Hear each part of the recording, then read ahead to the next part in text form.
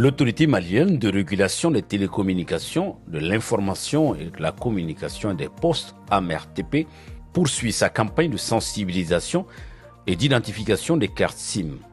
Après une première caravane couronnée de succès sur l'axe Bamako-Ségou, elle a effectué une seconde étape à Sikasso, capitale du Kénédougou et environ.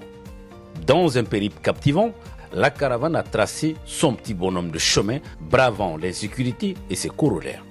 Portée par l'élan de l'AMRTP, en étroite collaboration avec les 3 opérateurs téléphoniques au Mali, Orange Mali, Move Africa Malitel et Télécel.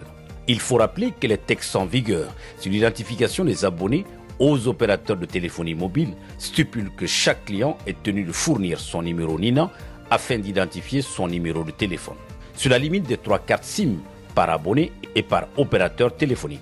Cette initiative de régulation a transcendé les frontières de la communication pour toucher le cœur de chaque communauté. Nous sommes à la deuxième phase de la caravane qu'on avait commencé. La première étape, c'était sur l'axe Bamako-Ségou. C'est toujours dans le cadre de pouvoir identifier les abonnés, les régulariser pour donner des statistiques fiables aux opérateurs et aussi surtout avec le numéro NINA. Donc on est toujours dans ce cadre-là. On a décidé de continuer à sensibiliser, à aller au plus proche de la population jusqu'à la date butoir qui est le 15 décembre. Au rythme de sonorisation, chaque étape de la caravane a été marquée par des interactions entre les opérateurs téléphoniques et leurs abonnés. Très accueillants, ils répondaient aux questions et apportaient des réponses aux différentes préoccupations des clients. Je suis vraiment très satisfait de cette initiative de l'AMRTP parce que ça va donner encore plus de crédibilité à la communication que nous menions déjà auprès de la population. Parce que nous, on faisait des annonces au niveau de nos radios locales pour informer la clientèle à adhérer. Parce qu'on sait que si le délai qui a été fixé arrive et que beaucoup de clients ne sont pas identifiés, ça sera une perte non seulement pour les clients mais pour nous aussi opérateurs. Ça sera des signes de moyens, des numéros qui ne sont pas identifiés. Je pense que c'est une très bonne chose. Donc ce que je demande aux gens, c'est de ne pas attendre la dernière minute, de venir s'identifier dès que possible, avec les pièces qui sont autorisées, pour éviter les surprises désagréables. Bon, du début jusqu'à maintenant, les activités se passent bien. Il y a de l'affluence, le besoin est là. Parce que dans toutes les localités dont nous avons eu à visiter, nous avons vu que les gens sont motivés, la population est motivée vraiment pour se faire identifier. Maintenant, je demande à tout un chacun, à la population, vraiment d'aller, ceux qui n'ont pas les numéros NINA, de faire tout pour avoir leur numéro NINA et de venir s'identifier avant le 15 décembre, au risque de ne pas perdre leur numéro. Déjà, on va commencer par féliciter AMRTP qui a su réunir les 3 opérateurs, mener tous 3 une activité de régularisation vraiment, c'est à saluer. Et je vois que l'opération se passe très bien, l'affluence est bonne, les clients sont là, ils sont contents du fait qu'on s'est déplacé vers eux. Et là, ça montre déjà l'intérêt qu'on leur porte. Et cet intérêt, on peut dire que c'est l'AMRTP qui l'a suscité. Une fois de plus, tout le mérite leur revient. Et nous, on va tout faire pour que tout le monde soit régularisé, du moins tous ceux qui vont se présenter. Les carrefours étaient bondés et animés de couleurs vives, tandis que les abonnés se sont familiarisés avec le lien essentiel entre leur identité et leur carte SIM. Visiblement, la caravane a mobilisé une masse importante d'adhérents. Hommes, femmes, jeunes et vieux étaient tous au rendez-vous, témoignant l'importance de cette démarche pour la population locale.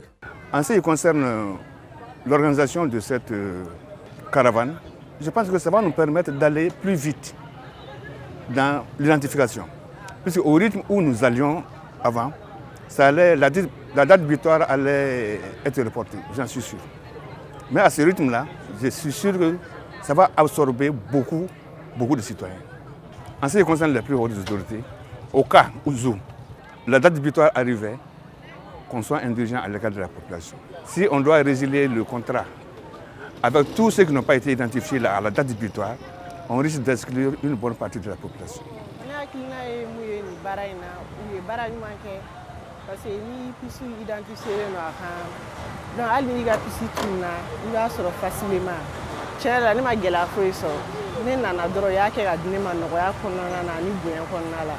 Mɔgɔ caman bɛ ka ko caman miiri identification na a fɔlɔfɔlɔ ye yɛrɛ ka hɛrɛ de i ka hɛrɛ o bɛ bɔ i ka pisi de la bon ni pisi t'e bolo hɛrɛ t'i bolo la o bon carte biométrique yɛrɛ tan filɛ nin ye k'o faralen to a kan o ye alhamdulilahi rabil alamin. Au-delà de l'aspect pratique, la caravane a tissé des liens forts avec les autorités locales, renforçant ainsi les partenariats communautaires. Des visites de courtoisie aux mairies et aux préfectures ont souligné l'engagement mutuel à favoriser l'inclusion numérique et l'accès équitable aux services de télécommunication. C'est vraiment une première que cela se fasse, qu'un service de communication se déplace comme ça pour venir dans une localité. Ce n'est pas une première là-bas, mais venir à la mairie, présenter l'équipe et présenter l'objectif de la mission, ça c'est une première. Donc en ce sens, on voudrait tout simplement saluer l'AMRTP, saluer également les trois réseaux de communication là et en même temps saluer les plus hautes autorités de ce pays pour avoir pris cette initiative. Par la suite, nous allons lancer un appel à chaque radio, à chaque communauté, à chaque leader communautaire de la région de Bougouni de contribuer pleinement à la réussite de cette mission, car il y va de la sécurité nationale.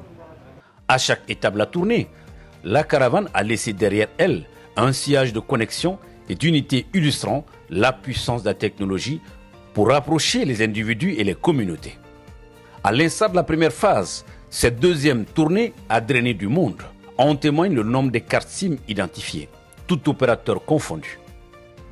Les rideaux se ferment ainsi sur cette campagne de sensibilisation et d'identification qui restera sans nul doute gravée dans la mémoire collective des populations maliennes.